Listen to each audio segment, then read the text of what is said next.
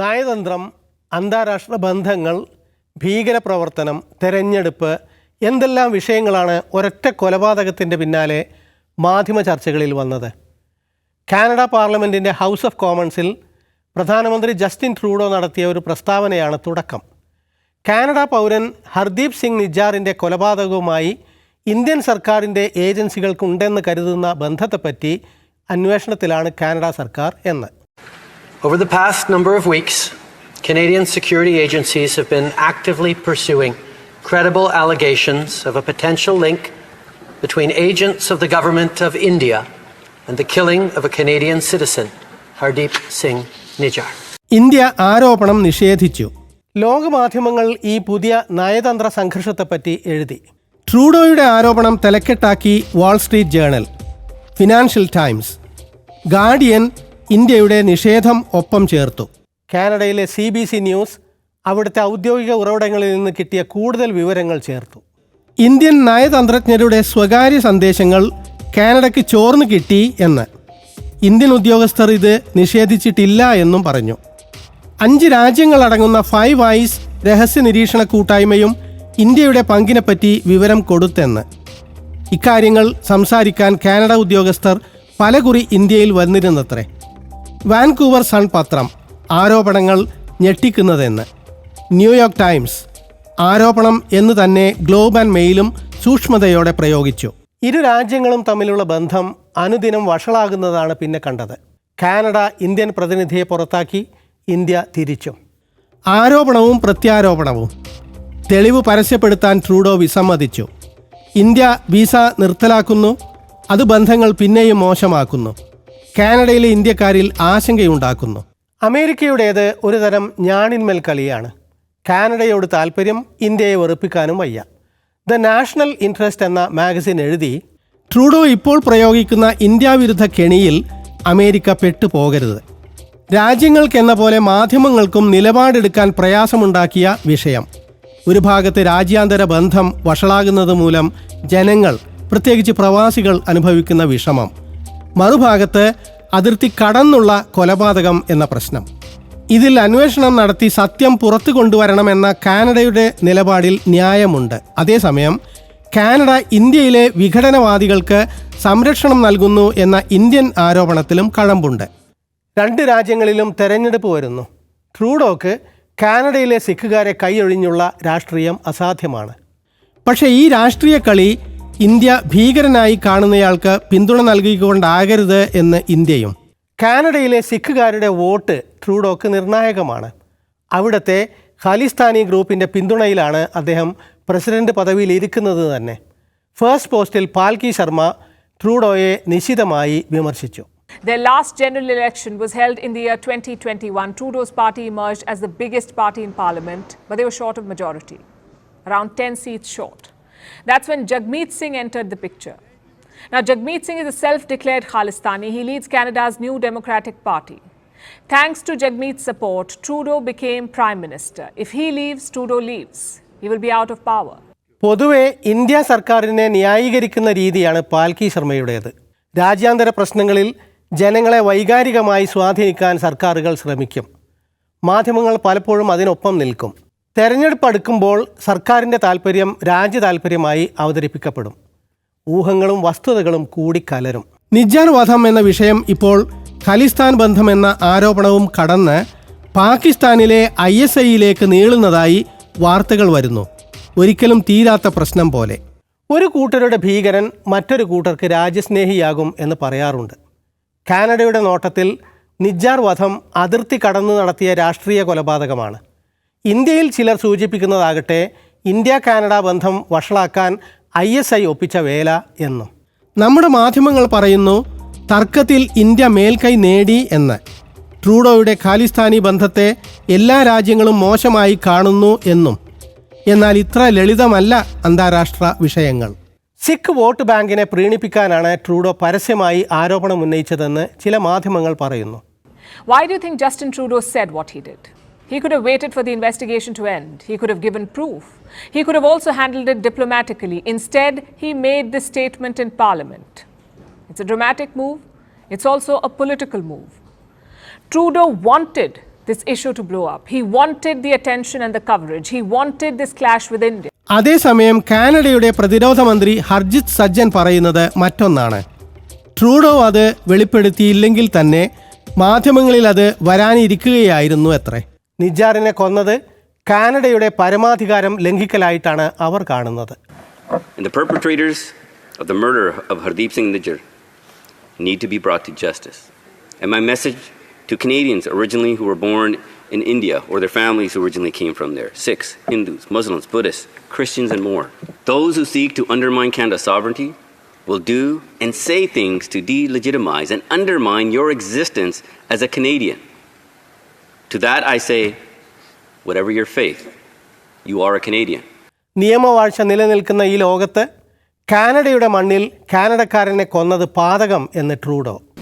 As I said on Monday, there are credible reasons to believe that agents of the government of India were involved in the killing of a Canadian on Canadian soil. That is something of the utmost and foundational importance in a country of rule of law, in a world where international rules-based order matters.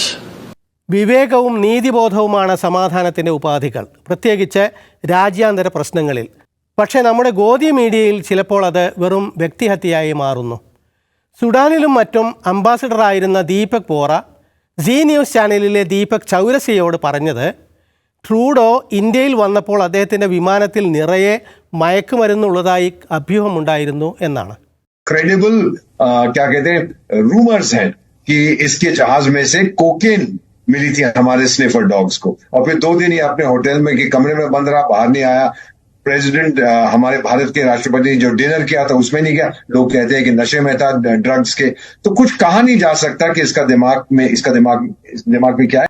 ട്രൂഡോയുടെ ആരോപണത്തിന് പിന്നാലെ 1985 കനിഷ്ക സംഭവം വീണ്ടും വാർത്തയിലെത്തിയിട്ടുണ്ട്. Air ഇന്ത്യയുടെ കനിഷ്ക വിമാനത്തിൽ Canadian പൗരന്മാരായ Khalistan ഭീകരർ bomb വെച്ചു. അയർലൻഡിന് മുകളിൽ അത് പൊട്ടിത്തെറിച്ചു. അതിലെ 329 പേരും കൊല്ലപ്പെട്ടു. ഭൂരിപക്ഷവും കാനഡ പൗരന്മാരാണ് കൊല്ലപ്പെട്ടത്. 25 വർഷത്തിന് ശേഷം കാനഡ പ്രധാനമന്ത്രി ഹാർപ്പർ അതിൻ്റെ പേരിൽ ഇന്ത്യയോട് ക്ഷമാപണം ചെയ്തു. ബർഖാദത്തിൻ്റെ മോജോ സ്റ്റോറിയിൽ നിന്ന്. Memories have come back of the Air India 182 bombing, the Kanishka bombing that killed 329 people. Indian families have waited all these years for justice, but only one man was ever convicted. And shortly after Trudeau became Prime Minister, a parole board actually released him. He'd been sentenced to 9 paltry years in jail. British പത്രമായ the Observer Nijjar വധത്തോടുള്ള മോദിയുടെ സമീപനത്തെ വിമർശിച്ചു. അത് അഹങ്കാരമാണ്, അസ്ഥാനത്താണ് എന്ന്. Jamal ഖഷോഗ്ജിയെ കൊന്നതുപോലെ എന്ന്. The economist എഴുതി, ഇന്ത്യ കാനഡയിൽ ചെന്ന് കൊല നടത്തിയെങ്കിൽ പ്രതിക്രിയ വേണം. ദ ഗ്ലോബൽ മെയിലിൽ വാർത്ത, അന്വേഷണത്തിൽ സഹകരിക്കാൻ ഇന്ത്യയോട് അമേരിക്ക പറഞ്ഞിരിക്കുന്നു. ഇന്ത്യൻ പങ്കിനെപ്പറ്റി ഈ പത്രം വാർത്ത കൊടുക്കുമെന്ന് അറിഞ്ഞപ്പോഴാണ് ട്രൂഡോ പാർലമെൻറ്റിൽ വിവരം വെളിപ്പെടുത്തിയത്. അതിൻ്റെ എഡിറ്റർ സ്റ്റീവൻ ചേസുമായി കരൺ ഥാപ്പറുടെ അഭിമുഖം.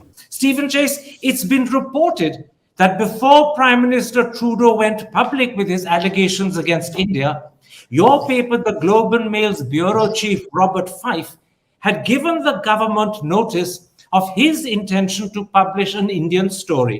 So let me start by asking, is your India story the same as the one that the Prime Minister spoke about in the House of Commons?